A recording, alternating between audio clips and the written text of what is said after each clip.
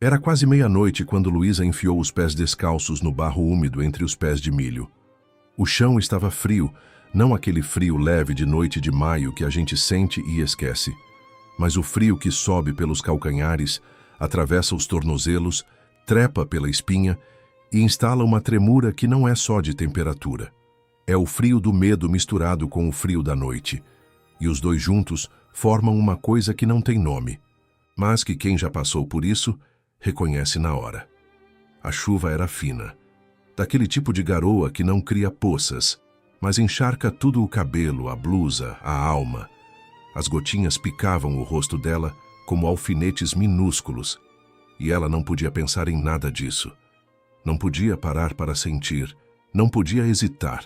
Cada segundo que ela ficava parada entre aqueles pés de milho, no escuro daquela fazenda silenciosa, era um segundo a mais de perigo. Mas o que a mantinha em movimento não era o medo de ser pega. Era o filho.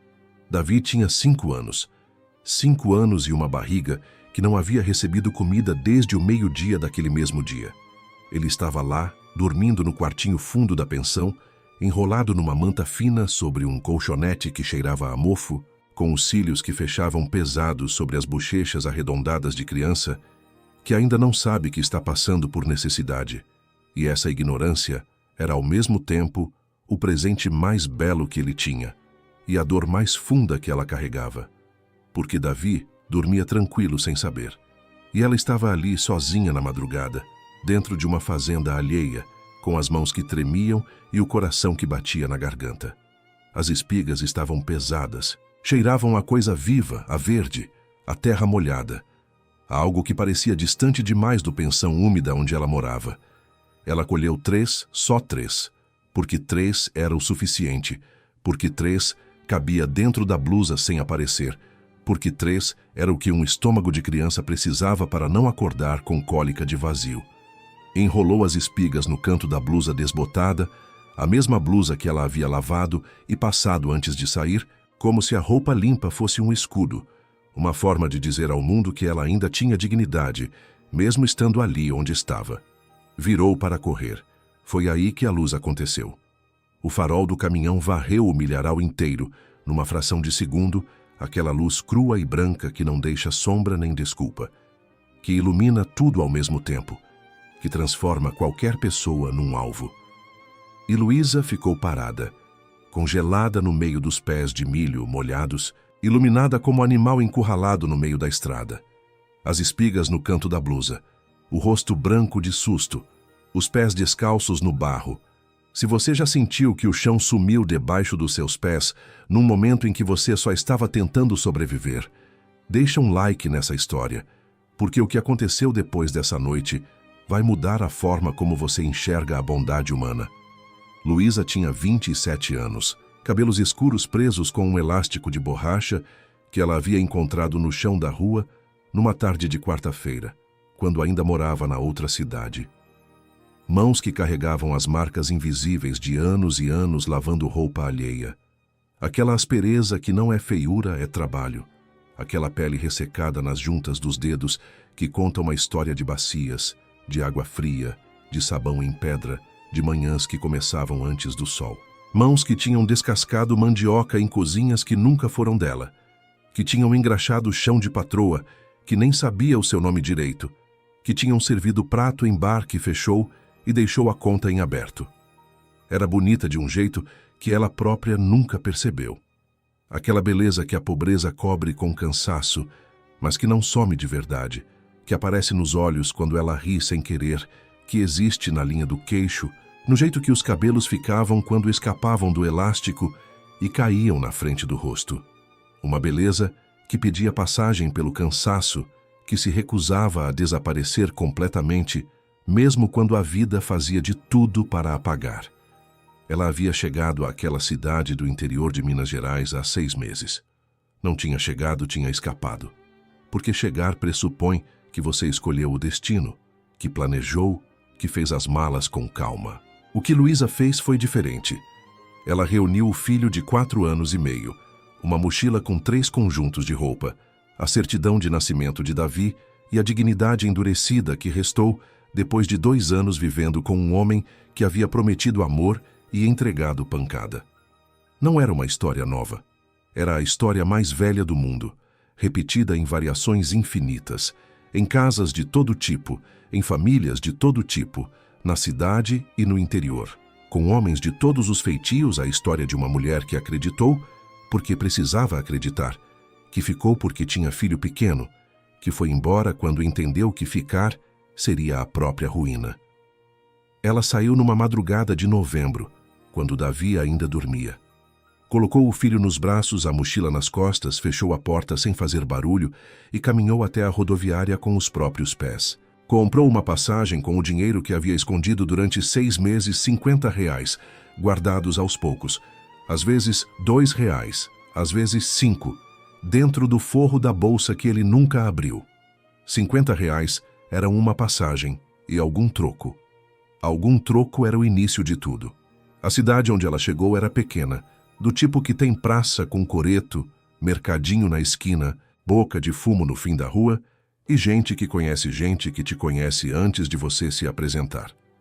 Ela não conhecia ninguém ali, e isso era exatamente o que ela queria, um lugar onde ninguém soubesse de onde ela vinha, o que tinha acontecido, quem ela havia sido.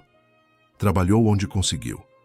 Diarista por 3 semanas na casa de uma família que pagava certinho, mas tratava como se ela fosse móvel. Lavadeira por 2 semanas, até a coluna dar sinal de recusa. Balconista num barzinho por 1 mês. Aquele trabalho que começa às 5 da tarde e acaba à meia-noite, que tem o cheiro de fritura e de cerveja e de fumaça de cigarro que gruda na roupa e não sai na primeira lavagem.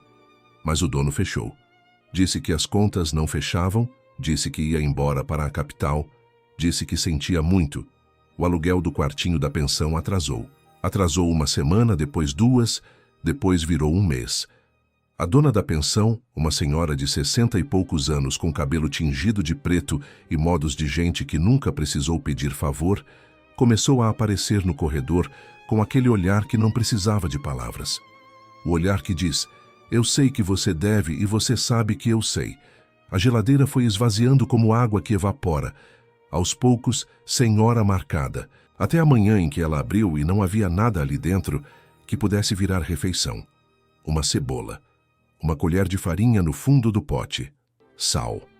Naquele dia, o dia das 3 espigas de milho, tinha sido o 2º dia seguido em que ela e Davi haviam comido pouco. No almoço, ela havia repartido o último pedaço de pão que ainda tinha. Aquele pão de ontem, que já estava endurecendo, havia dado a maior parte para o filho e ficado com a menor, fingindo que não estava com fome, usando o pretexto que toda mãe usa. Eu já comi antes, pode comer tudo. Davi comeu sem desconfiar. Ela engoliu a parte pequena e bebeu 2 copos d'água para enganar o estômago. À tarde, Davi dormiu. E Luísa ficou acordada olhando para a janela, para o teto, para as mãos, para o nada, fazendo a conta impossível que mãe pobre faz no silêncio. A conta onde sempre falta mais do que sobra. A conta que não tem solução matemática, que só tem solução de coragem. Ela não tinha planejado ir ao milharal. A fazenda ficava a uns 20 minutos a pé pela estrada vicinal, e ela havia passado por ela várias vezes indo ao centro. Havia visto as plantações, sempre aquelas fileiras intermináveis de milho verde que pareciam não ter fim, aquele verde escuro de quem recebe água suficiente e cuidado suficiente e terra boa suficiente. Havia passado por aquelas fileiras dezenas de vezes sem pensar em nada. Mas naquela noite, quando a conta não fechava e o estômago de Davi estava vazio, a fazenda apareceu na cabeça dela com uma clareza quase matemática. 3 espigas, só 3. No meio de um milharal desse tamanho, 3 espigas não fazem falta para ninguém. Essa foi a lógica da dor, a lógica de quem foi empurrada para um buraco que não cavou. Se você já foi empurrada para um buraco que você não cavou, deixa o like, porque essa história é sua também. O homem que desceu do caminhão se chamava Cláudio, 42 anos. Corpo largo, moldado por décadas de trabalho no sol, não aquele largo de academia, mas o largo de quem carrega saco de adubo nas costas, de quem arrasta cerca de arame, de quem planta e colhe, e planta de novo. Mãos que faziam as mãos de Luísa parecerem pequenas, não pela comparação de tamanho, mas pelo volume de história que cada uma delas carregava. Tinha uma cicatriz fina no queixo, resultado de uma queda de cavalo aos 16 anos, numa tarde de sábado em que ele havia apostado com o irmão mais velho, que conseguia montar o animal novo sem cair. Ele perdeu a aposta, ganhou a cicatriz e nunca mais apostou nada que não tivesse certeza. Era esse tipo de homem, que aprende na primeira vez e não precisa da segunda. Os olhos eram escuros e cansados, mas era um cansaço específico, não o cansaço de quem trabalhou muito, mas o de quem ficou sozinho por tempo demais. O tipo de cansaço que não vem do trabalho braçal, mas que se instala quando a casa está silenciosa cedo demais, quando a cama é grande para uma pessoa só, quando o fogão a lenha só funciona, quando a diarista vem uma vez por semana e vai embora de tarde. Cláudio era viúvo há 4 anos. Marta havia partido num parto que não deu certo, uma dessas tragédias que não tem culpado, que não tem explicação razoável, que acontecem e pronto. E deixam para trás um silêncio do tamanho de uma vida que não chegou a começar. O filho que ela levou no ventre nunca chegou a chorar. Nunca chegou a ter nome registrado. E Cláudio ficou, com a fazenda grande, com os peões, com as colheitas, com a prosperidade que ele havia construído para uma família que não existia mais. A fazenda era linda. Isso é o que qualquer pessoa via quando entrava pela porteira principal. A terra boa, os pés de milho em fileira, o gado gordo, os celeiros pintados, o trator lustroso, a casa principal de pedra e madeira que parecia tirada de almanaque. Mas a casa principal estava escura antes das 8 da noite. A cozinha do fogão a lenha cheirava a fechado quando a diarista não estava. A mesa comprida de madeira de lei, aquela mesa que tinha sido comprada para receber família, para ter crianças batendo os pés nas cadeiras, para ter almoço de domingo barulhento, raramente tinha mais de um prato posto. Um prato, num lado só, com a outra extremidade vazia e a cadeira de frente guardando poeira. Naquela noite, Cláudio havia ido verificar uma cerca nos fundos da propriedade, o tipo de coisa que sempre aparece no fim do dia, quando o homem já deveria estar dormindo, mas fica mexendo em problema, porque se for dormir, vai ter que ficar só com o próprio pensamento. O caminhão varreu o milharal com o farol quando ele fez a curva na estrada interna. E ele viu. Viu antes de entender o que estava vendo. Viu a figura iluminada no meio dos pés de milho, uma mulher pequena, os pés descalços no barro, os cabelos escuros empapados de garoa, alguma coisa enrolada na blusa, os olhos que fecharam involuntariamente contra a luz do farol, como animal que sabe que foi pego. Ele parou o caminhão. Desceu devagar. Caminhou até ela sem pressa e ficou parado a 2 metros, no escuro além do alcance do farol, olhando sem falar. O silêncio durou tempo suficiente para que Luísa pensasse nas piores possibilidades, o grito. A polícia, a humilhação na frente da cidade toda, a perda do quartinho da pensão, o filho acordando no meio da madrugada sem ela.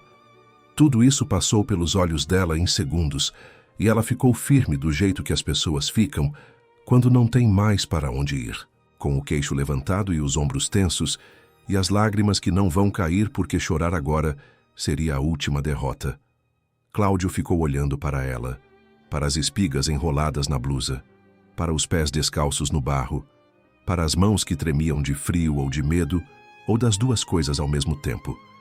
E então disse com a voz grossa de quem não tem o hábito de falar muito, a voz de homem que escolhe as palavras porque sabe que elas pesam. Você vai conseguir cozinhar isso para criança sem panela? Luísa não respondeu. Não havia resposta que coubesse naquele momento. Não havia como dizer sim, não havia como dizer não, não havia como explicar sem que a explicação soasse como desculpa. E ela já havia prometido a si mesma que nunca mais ia se explicar para homem nenhum. Cláudio virou as costas, andou até a casa em passos largos, desapareceu no escuro por 3 ou 4 minutos e voltou carregando uma sacola de tecido.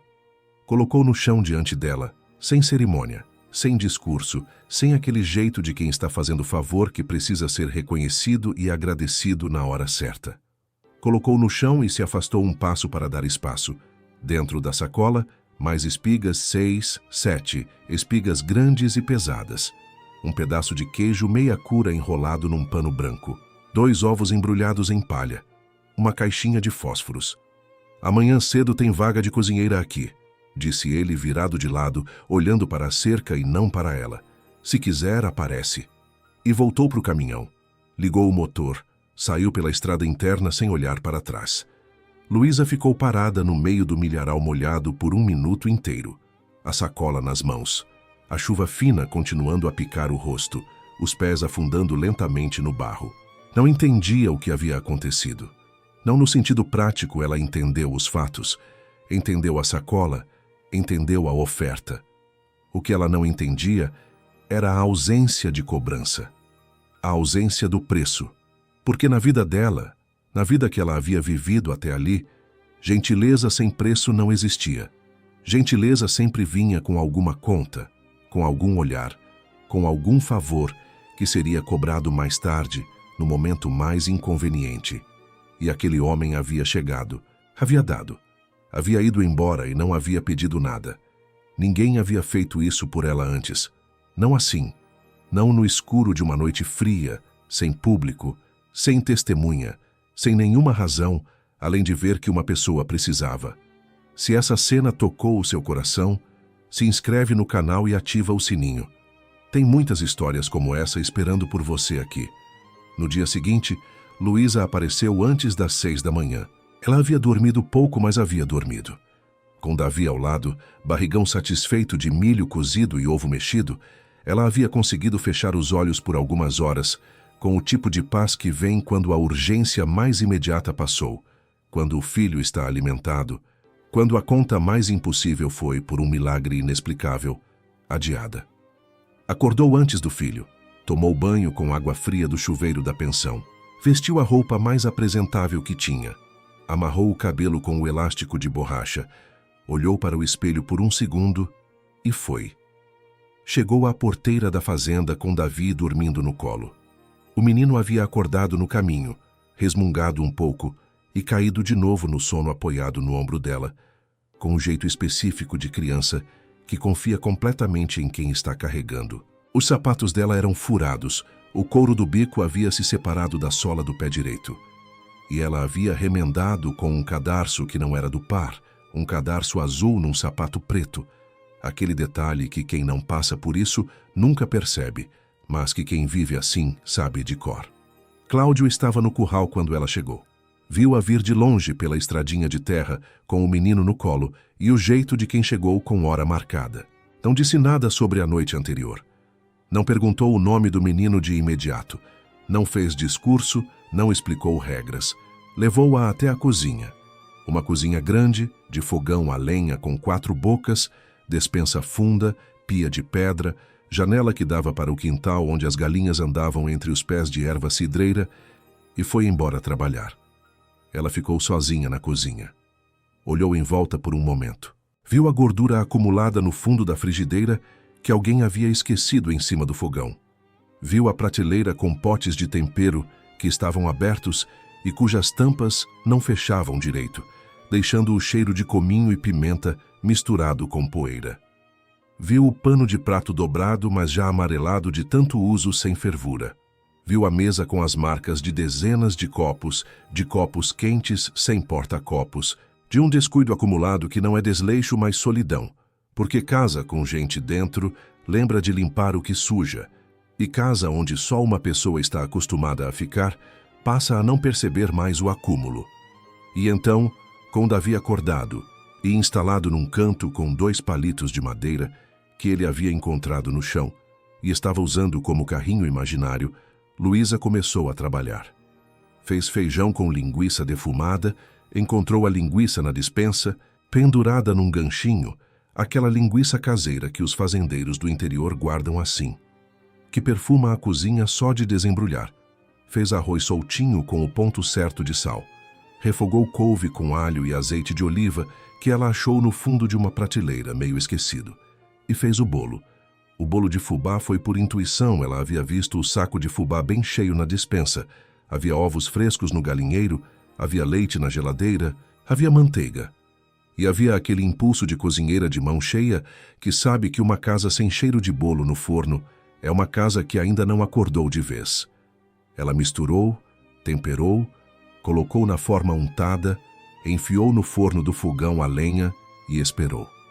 O cheiro de bolo de fubá tomou a cozinha primeiro, depois o corredor, depois a varanda, depois foi até o curral, viajou pelo ar da manhã de maio e chegou até Cláudio, que estava de costas para a casa, mexendo num mourão de cerca com o capataz. Ele parou no meio do gesto. O capataz, um homem de 50 e tantos anos chamado Benedito, que havia trabalhado naquela terra desde que o pai de Cláudio era vivo, olhou para o patrão e viu no rosto dele algo que não via há anos. Uma pausa que não era de cansaço, era de memória, era de coisa que cheira igual a quando a vida ainda tinha o que ela havia perdido. Quando Cláudio voltou para o almoço e entrou pela porta da cozinha, parou no batente. O cheiro o parou. O cheiro de feijão bem temperado, de arroz com o ponto certo, de couve que soltou o amargor no alho, e por cima de tudo aquele cheiro dourado e quente de bolo de fubá que esfriava na forma sobre o fogão. Ele fechou os olhos por 2 segundos, só 2. Depois os abriu e entrou. Luísa estava de costas para ele, mexendo o feijão.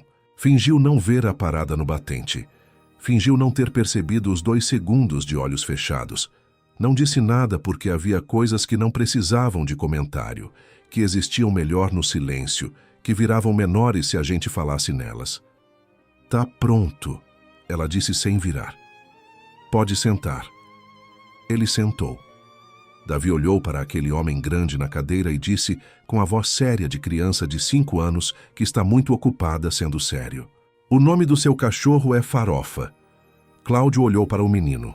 O menino olhou para ele. Era uma informação transmitida com a solenidade de algo muito importante. "É", disse Cláudio depois de uma pausa. "Como você sabe?" Ele me mostrou. E pronto, estava feito o primeiro laço. Os dias que se seguiram foram feitos de silêncio produtivo e de cuidado trocado sem palavras. Luísa limpou os quartos que estavam fechados há anos com as chaves que encontrou num prego da copa. Quartos que cheiravam a roupa guardada e a tempo parado, que tinham cobertores dobrados sobre as camas, com um cuidado antigo que ela reconheceu como o cuidado de quem dobrou aquilo pela última vez antes de fechar a porta, e não conseguiu abrir de novo. Ela abriu as janelas, sacudiu os cobertores no quintal, lavou as cortinas amareladas à mão e as estendeu no varal onde ficaram secando ao sol daquele dia. Replantou o jardim em volta da varanda. O jardim estava morto, não de uma vez, mas da forma lenta e sem drama que as coisas morrem quando ninguém está cuidando. As plantas haviam secado, as hastes estavam finas e cinzas, o canteiro estava tomado por mato rasteiro. Ela pediu mudas de gerânio à vizinha de cerca, uma senhora chamada Mariinha, que cuidava de um sítio pequeno do outro lado da estrada e que, quando viu Luísa com o menino pela primeira vez, havia dito: "Que menino bonitão", com o tipo de calor de voz que não precisa de apresentação. Luísa trouxe as mudas numa sacola de plástico, cavou os canteiros com as mãos e uma pazinha velha que encontrou no depósito, colocou adubo de galinheiro, plantou cada muda com o cuidado de quem está fazendo algo que importa. Davi ajudou, ou achou que estava ajudando, que é a mesma coisa para um menino de 5 anos. Ficou do lado dela fazendo buracos com o dedão onde ela mandava, depositando as mudas com seriedade, cobrindo de terra com as 2 mãos abertas. Cláudio, voltando do campo no fim de uma tarde, viu os 2 no canteiro, a mãe de costas, o menino ao lado, as mãos na terra, os gerânios novos em linha na beira da varanda. Ficou parado na porteira por um momento antes de entrar. O capataz Benedito, que passava por ali, olhou para ele, olhou para a cena no jardim e não disse nada. Só virou o rosto para o outro lado com o menor dos sorrisos.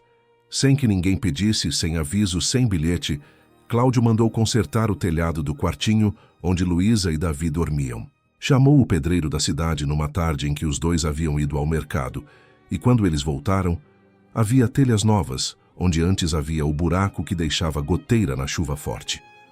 Colocou uma cama de verdade no lugar do colchonete.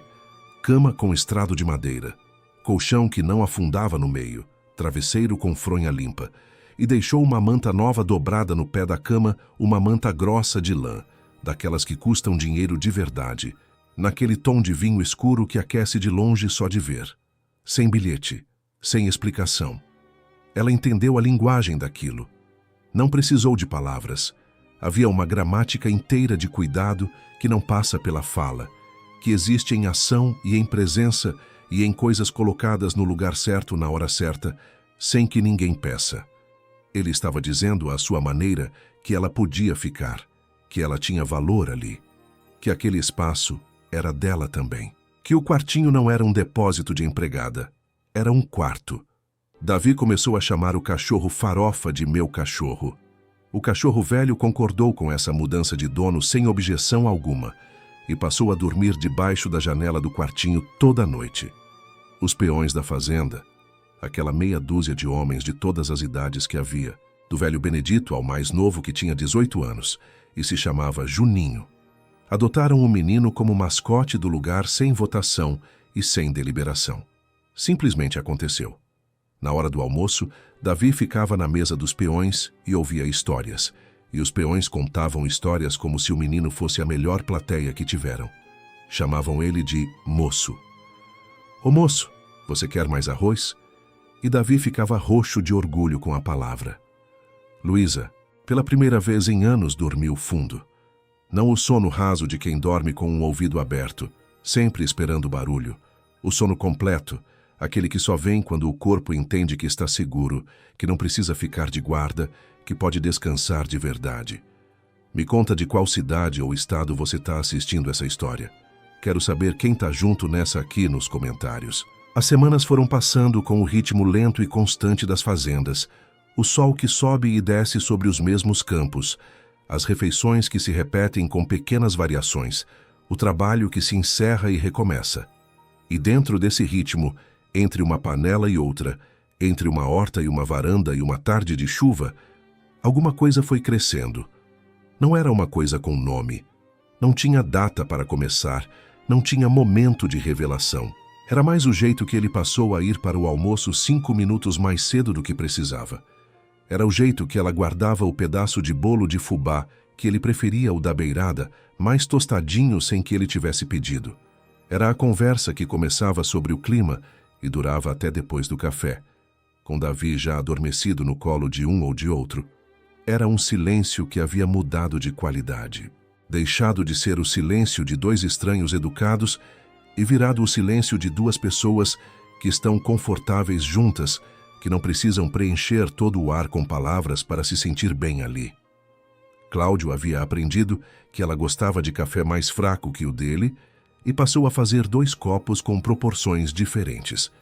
Ela havia aprendido que ele não gostava de comer com pressa, que precisava de 1 minuto de quietude no começo da refeição antes de começar a falar, e havia parado de iniciar conversa antes daquele minuto passar. Eram coisas pequenas, mas as coisas pequenas são as que ficam. A paz foi quebrada numa tarde de sábado. Luísa estava na cozinha terminando o almoço quando ouviu o carro na estrada de pedra. Não era o barulho do caminhão de Cláudio, nem da perua velha do Benedito, era um motor diferente. Mais suave, mais novo, do tipo de carro que não tem problema de amortecedor em estrada ruim, porque foi feito para asfalto liso. Davi, que estava brincando na varanda, gritou. Chegou uma moça. Com a excitação de criança que acha que toda chegada é boa. O perfume entrou na varanda antes da pessoa. Aquele tipo de perfume caro que deixa rastro, que anunciava a chegada desde o portão, e Luísa ainda estava de avental quando a mulher apareceu na porta da cozinha. Renata tinha uns 35 anos, roupas de boutique de cidade grande, cabelos bem feitos, unhas esmaltadas de um vermelho que combinava com o cinto. Era bonita da forma que dinheiro molda, não o belo acidental que nasce da saúde e da genética, mas o belo produzido e mantido com esforço e cuidado diário. Filha de família do interior que havia subido, casado bem, estabelecido vida em capital. Irmã mais nova de Marta, a Marta, que havia partido 4 anos antes. A Marta, que era a razão da cicatriz mais funda que Cláudio carregava por dentro. Ela olhou para Luísa da cabeça aos pés. Não foi um olhar rápido, foi um olhar demorado, calculado, do tipo que não está coletando informação, mas emitindo julgamento. O tipo de olhar que cataloga roupa, sapato, cabelo, postura, classe social, tudo numa varredura de 3 segundos, e arquiva o resultado numa gaveta que já estava previamente etiquetada. "Você é a nova cozinheira?", disse Renata, com uma voz que soava como pergunta, mas era como afirmação. "Sou", disse Luísa, secando as mãos no avental sem afobação. Renata passou pelos peões que almoçavam na mesa comprida do galpão, entrou na cozinha como quem entra na própria casa, pegou um café da cafeteira sem pedir e ficou encostada na pia com o tipo de à vontade que é declaração de território. E então, com um sorriso que não chegava aos olhos, disse em voz alta o suficiente para os peões ouvirem: "Fazendeiro bom demais vira abrigo de ladrãozinho de milho." O silêncio que caiu foi diferente dos silêncios bons que Luísa havia aprendido a habitar naquela cozinha. Era o silêncio de quem ouviu algo que não deveria ter sido dito em público, que não deveria ter sido dito de forma alguma. Benedito abaixou a cabeça. Juninho parou o garfo no meio do caminho. 1 ou 2 peões olharam para o lado, para o chão, para qualquer lugar que não fosse o rosto de Luísa. Davi estava no canto brincando. Ele não entendeu as palavras, tinha 5 anos, e aquele vocabulário de crueldade calculada ainda não cabia na cabeça dele. Mas entendeu o tom. A criança sempre entende o tom antes de entender as palavras. Ele levantou os olhos do brinquedo e olhou para a mãe com aquele olhar sério de quem sente que alguma coisa ficou errada no ar, mas não sabe nomear. Luísa não respondeu. Secou as mãos no avental mais uma vez, um gesto lento, controlado, que usou os 5 segundos para decidir o que fazer com o que estava sentindo. Então, pegou o filho no colo com calma, atravessou o corredor e foi para o quartinho. Fechou a porta sem bater. Sentou na beira da cama nova com Davi no colo.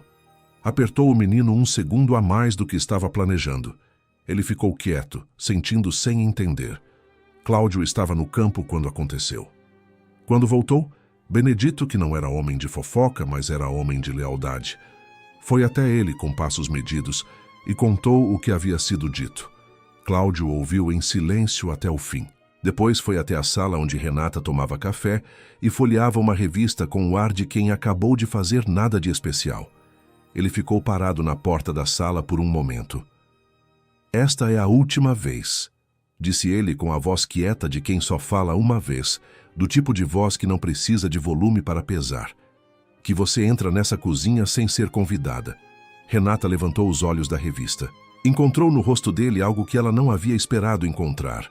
Não raiva, não defesa, não a culpa de quem foi pego fazendo algo errado. Encontrou uma certeza. A certeza de quem já decidiu de que lado está. Ela abaixou a revista. Sorriu com um sorriso que era a versão refinada de recuo. Mas Renata não era mulher de recuar de verdade. Era mulher de mudar de estratégia. A motivação dela era clara para quem soubesse olhar. Havia 4 anos esperando com a paciência de quem tem certeza que a espera vai terminar do jeito que quer que Cláudio vendesse a fazenda. A fazenda que havia sido dos sogros, que havia passado para o casal, que agora estava no nome de Cláudio sozinho, mas que Renata considerava por razões de afeto e de conta que ela havia feito na própria cabeça metade dela por direito. Se Cláudio ficasse sozinho, vazio, sem razão para ficar, a venda era questão de tempo. Se Cláudio encontrasse razão para ficar, uma mulher, uma casa que funcionava, um menino que chamava o cachorro de dele, a conta dela não fechava mais. A chegada de Luísa ameaçava um plano que ela nunca havia dito em voz alta, mas havia vivido como certeza. Então ela contratou um advogado. O advogado foi atrás de uma suposta dívida antiga do espólio da irmã. Papéis, registros, uma história de terra que havia sido prometida e não entregue. Construída com a precisão de quem sabe que o sistema jurídico é lento o suficiente para gerar dúvida mesmo quando não tem fundamento. Enquanto o advogado trabalhava, Renata trabalhou do outro lado. Foi ao mercadinho, foi à farmácia, foi à porta da banca de jornal, foi aonde o boato vive e se multiplica, e foi soltando, sempre em tom de preocupação, sempre fingindo que estava contando para proteger alguém. A versão que havia criado sobre Luísa. A versão dizia que Luísa era mulher de má reputação, que havia se infiltrado na fazenda com o filho ilegítimo, que tinha planos de se apossar da propriedade. A fofoca se espalhou pelo mercado, pela farmácia, pela boca da escola onde Davi havia começado a estudar havia 3 semanas. Chegou ao ouvido das mães que esperavam as crianças na porta. Passou de mesa em mesa no bar da praça. Entrou na conversa de quem não conhecia Luísa, mas achou que o suficiente para ter opinião. Numa manhã de terça-feira, a diretora da escola chamou Luísa para uma conversa. Era uma mulher de boa índole, aquela diretora, genuinamente desconfortável com o que estava prestes a dizer, com o tipo de desconforto de quem sabe que está a ponto de errar, mas foi empurrada pela pressão de não saber como não errar. Falou com delicadeza, usou palavras escolhidas, disse coisas sobre a realidade do ambiente escolar e o bem-estar das crianças. E no fundo de tudo estava a sugestão de que talvez fosse melhor para Davi estudar em outro lugar, para evitar constrangimentos. Luísa saiu da escola com Davi pela mão. Andou os 3 quarteirões de volta para a fazenda, no silêncio de quem está tomando uma decisão. Davi perguntou: "Mãe, a gente vai mudar de escola?" Ela disse: "A gente vai ver." E a voz dela saiu firme, o que era um pequeno milagre, porque por dentro a conta estava sendo feita de novo. A conta impossível, só que desta vez não era de dinheiro, era de peso. O peso que ela causava. O preço que custava para as pessoas ao redor o fato de ela estar ali.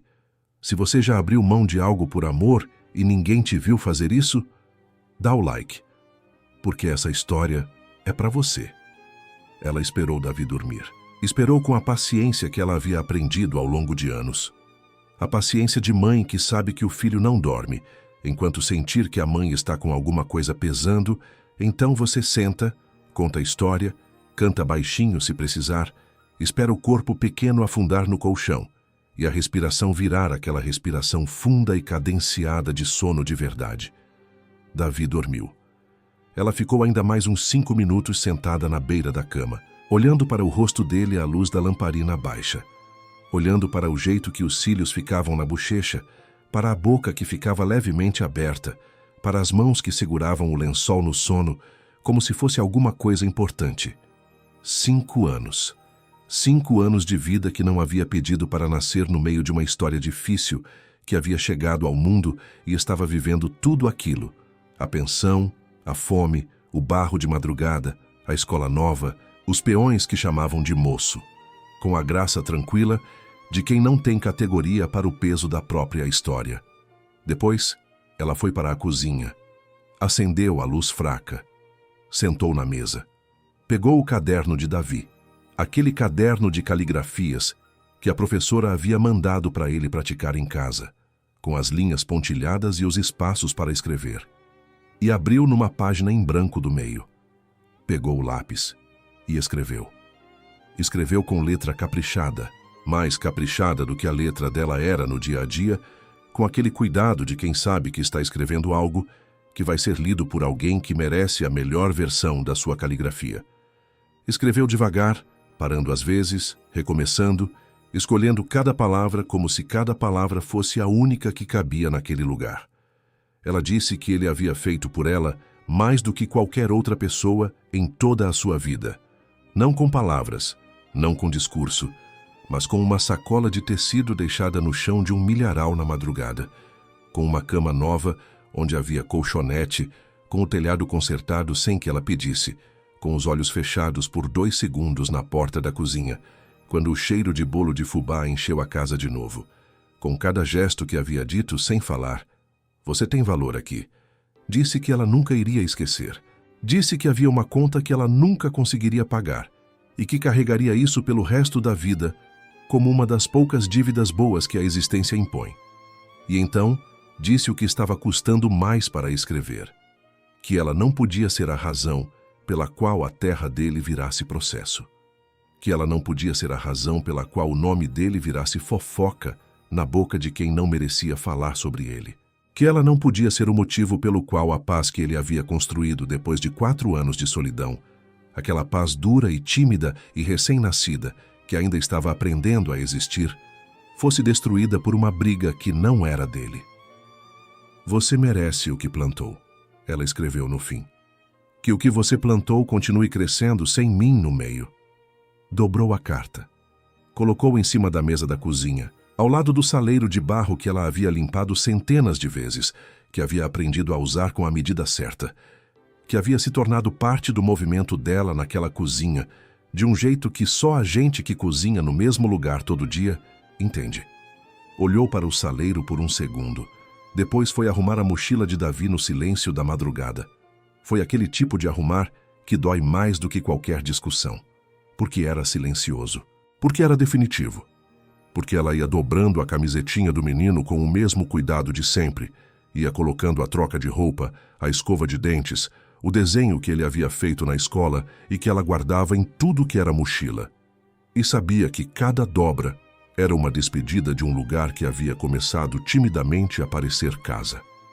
As mãos tremiam, não de frio desta vez, de perda. Às 4 da manhã, com o escuro ainda fechado e o galo do vizinho ainda sem dormir, Luísa saiu pela porteira dos fundos com Davi no colo. O menino acordou na metade do caminho. Olhou em volta sem entender. Olhou para o rosto da mãe. Viu alguma coisa no rosto dela que não soube nomear, da forma que crianças veem as coisas que os adultos tentam esconder. E não perguntou nada. Apoiou a cabeça de volta no ombro dela e ficou quieto enquanto ela andava. Farofa, o cachorro velho, correu até a porteira quando ouviu os passos. Ficou na grade olhando para ela ir. Não latiu. Só ficou olhando. Cláudio encontrou a carta às 5h30, quando foi fazer o café. Encontrou da forma mais dolorosa que se pode encontrar, sem esperar, sem se preparar. Estava com a bota ainda na mão, no meio do gesto de sentar para calçar, quando viu o papel dobrado sobre a mesa ao lado do saleiro. Sentiu, antes de abrir, que havia alguma coisa errada. O tipo de intuição que não tem explicação, mas que está certa. Leu de pé, com a bota na mão. Leu uma vez, depois leu de novo, depois ficou parado com o papel na mão, olhando para a janela da cozinha que dava para o quintal onde os gerânios dela estavam floridos na beira da varanda. Aquelas flores que ela havia plantado, muda a muda com as mãos na terra e com Davi ao lado fazendo buraco com o dedão. Colocou a bota no pé, saiu da cozinha, atravessou o corredor, bateu na porta do quarto do capataz com 3 pancadas curtas. Benedito abriu a porta com o olhar de quem já estava acordado, mas ainda não estava em pé. Cláudio disse uma frase só. Ela saiu pela porteira dos fundos. Me ajuda a achar. Se você já correu atrás de alguém que estava indo embora por amor quando devia ficar, isso aqui é para você. Compartilha com quem precisa ouvir essa história hoje. Eles encontraram os dois na parada de ônibus da estrada vicinal. Era um banco de cimento frio, sem cobertura, no acostamento da estrada entre a fazenda e a cidade.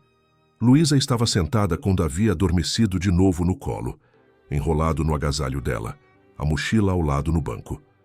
O primeiro ônibus da linha passava às 6. Faltavam 30 e poucos minutos. O caminhão parou na beira da estrada com um barulho de freio, que acordou Davi, que abriu os olhos, olhou para o caminhão, olhou para a mãe, voltou a fechar os olhos com o pragmatismo de criança de 5 anos que decide que isso não é necessariamente uma crise. Cláudio desceu. Benedito ficou no caminhão. Sabia, com a sabedoria de quem viveu o suficiente para entender quando a presença ajuda e quando atrapalha, que aquele momento não era para a testemunha, era para 2. Cláudio parou na frente de Luísa. Ficou de pé no acostamento com a grama molhada de orvalho, o céu ainda em transição entre o escuro e o azul de antes do sol, o frio cortando sem cerimônia. Ela levantou os olhos para ele. Tinha olhos vermelhos, não de choro recente, mas do tipo de vermelho que vem de passar a noite toda em vigília, de tomar decisão difícil no silêncio, de ser mais forte do que se tem força para ser. Vai embora, Cláudio, ela disse. A voz saiu firme, porque ela havia ensaiado aquelas palavras durante a caminhada inteira, havia repetido para si mesma, como quem treina uma coisa que vai custar para sair. Você não precisa fazer isso. Ele ficou em silêncio por um segundo. Eu sei que não preciso, disse ele. Mas eu quero.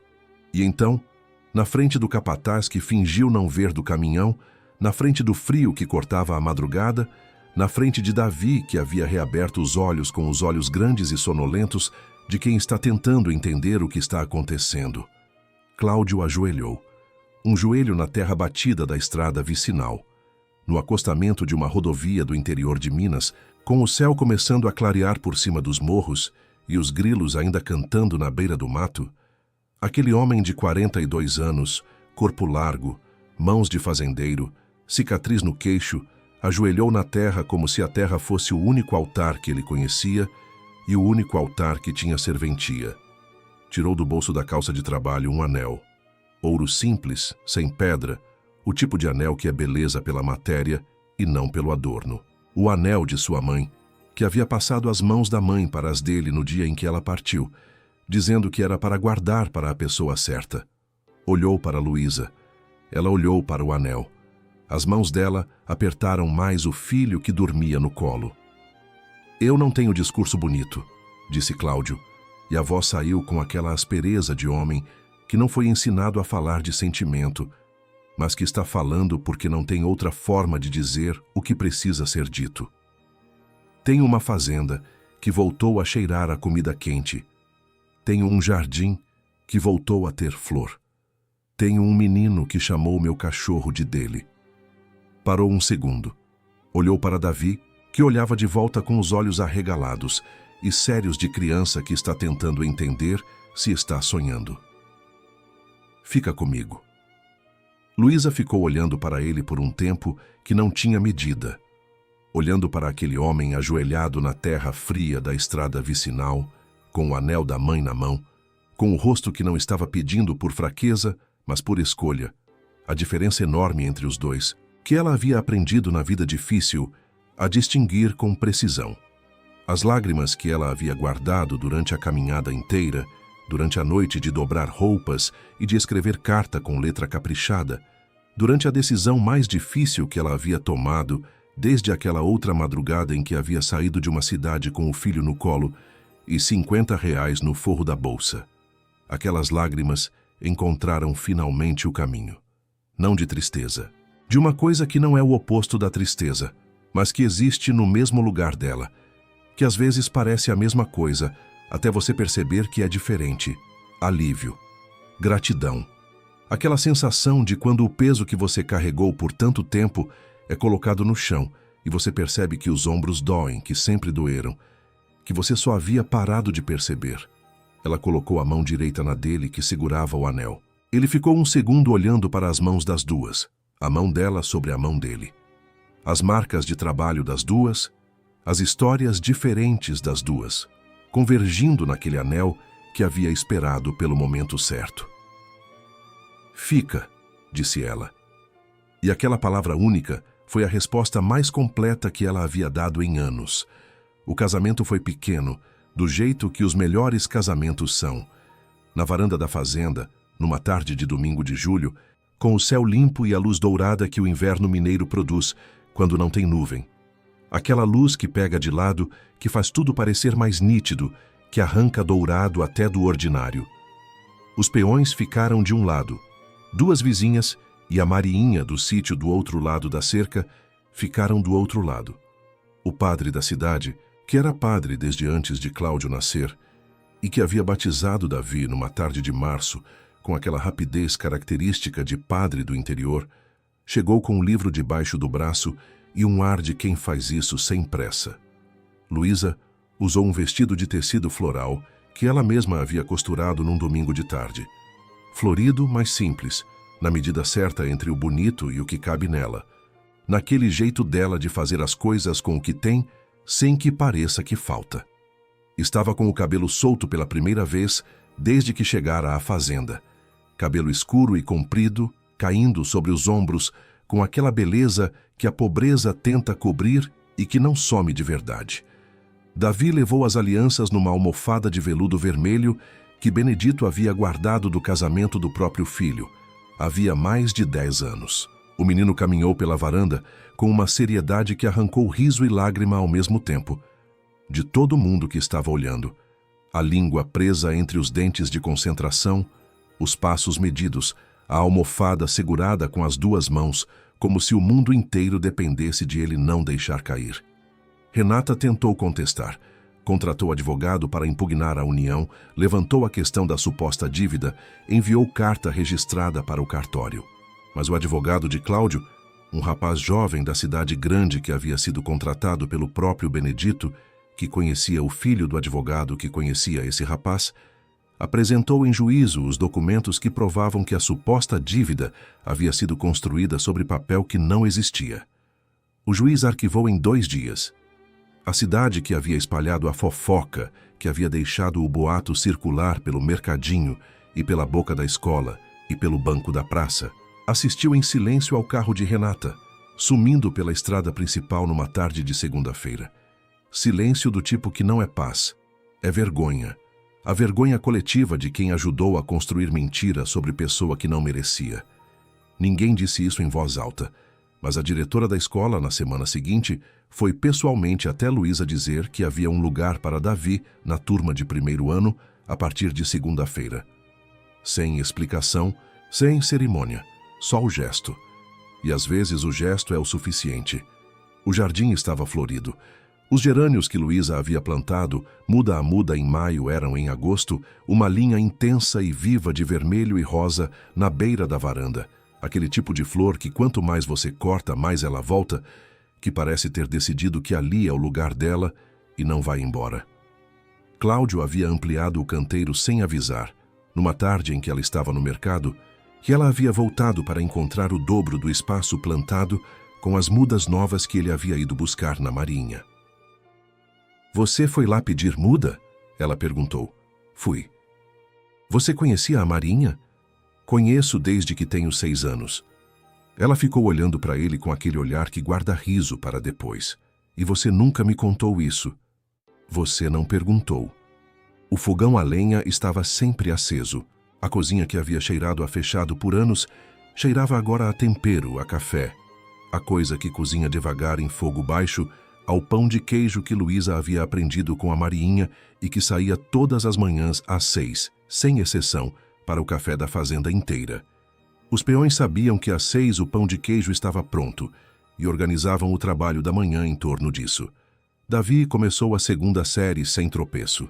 A professora mandou o bilhete dizendo que ele tinha vocabulário rico para a idade. O que fazia sentido, porque ele passava as tardes ouvindo história dos peões na mesa do galpão e às noites ouvindo Luísa e Cláudio conversarem na varanda sobre os assuntos do dia com aquela seriedade e aquele cuidado de quem ainda está descobrindo que tem alguém que quer ouvir o que tem para dizer. Farofa, o cachorro velho, morreu no inverno seguinte, de idade, tranquilo, debaixo da janela do quarto que havia sido de Luísa e que agora era do casal. Davi fez um velório no quintal com a seriedade de quem sabe que isso importa. Enterrou ele debaixo da jabuticabeira com uma cruz feita de 2 pedaços de madeira amarrados com arame. Cláudio ficou ao lado do menino durante o velório inteiro, ombro a ombro, sem falar. À tarde, Benedito trouxe um filhote de cachorro sem pedir, sem explicar. Colocou no colo de Davi e disse: "O nome fica por sua conta, moço." Davi pensou por 2 minutos com a testa franzida. Depois anunciou: "Cuscuz." E pronto. 8 meses depois do casamento, Luísa colocou a mão na barriga numa manhã de terça-feira enquanto fazia o café. Ficou parada por um segundo com a mão espalmada sobre o avental, sentindo alguma coisa que ainda não tinha nome, mas que já tinha peso. Aquele tipo de presença que não faz barulho, mas que a gente sente com a certeza que só o corpo tem. Esperou Cláudio voltar do curral para o café da manhã. Ele entrou pela porta da cozinha com a bota ainda enlameada, com o cheiro de manhã de trabalho, que ela estava de frente para ele com as mãos unidas na frente do avental, e um sorriso que ele nunca havia visto antes no rosto dela. Era um sorriso que não era de alegria simples. Era de uma alegria que havia passado por tanta coisa para chegar até ali, que havia ganhado outra qualidade. Mais funda, mais luminosa. O tipo de sorriso que nasce quando a pessoa que sorrindo teve razão para não confiar mais nisso, E mesmo assim, acreditou. Ele parou no batente, olhou para ela, olhou para as mãos unidas na frente do avental e entendeu. Ele não disse nada por um momento inteiro. Depois deu os 3 passos que separavam a porta da pia, colocou as mãos nas bochechas dela com cuidado, daquele que segura coisa que pode quebrar, mas que é forte o suficiente para não quebrar, e ficou assim, de testa encostada na testa dela, de olhos fechados, no silêncio da cozinha com o café cheirando e os pássaros do quintal e o dia entrando pela janela. Aquele sorriso nunca mais saiu do rosto dela. Quem tem fome não rouba, mendiga o que a vida lhe deve. E quem tem coração de verdade não prende quem está caindo. Estende a mão e levanta junto. Há uma bondade que não precisa de palco, que não quer reconhecimento, que existe no ato silencioso de colocar uma sacola no chão de um milharal na madrugada e ir embora sem cobrar nada. Há uma dignidade que não some mesmo quando tudo conspira para apagá-la, que resiste na blusa lavada, na letra caprichada, na decisão de sair para proteger quem se ama. E há uma história que se repete em todo canto desse país imenso, a história de quem foi empurrado para o buraco mais fundo e encontrou, no momento mais impossível, a mão de alguém disposto a ajudar a subir. Se essa história tocou alguma coisa dentro de você, compartilha com aquela mãe que está carregando peso demais sozinha hoje. Compartilha com quem precisa acreditar que ainda existe bondade nesse mundo, porque existe. E às vezes ela tem o cheiro de bolo de fubá e o rosto de um homem que não tem discurso bonito e as flores que voltaram a crescer no jardim que estava morto. Inscreve no canal, ativa o sininho e conta aqui nos comentários. Qual parte dessa história tocou mais fundo no seu coração? Te leio aqui embaixo.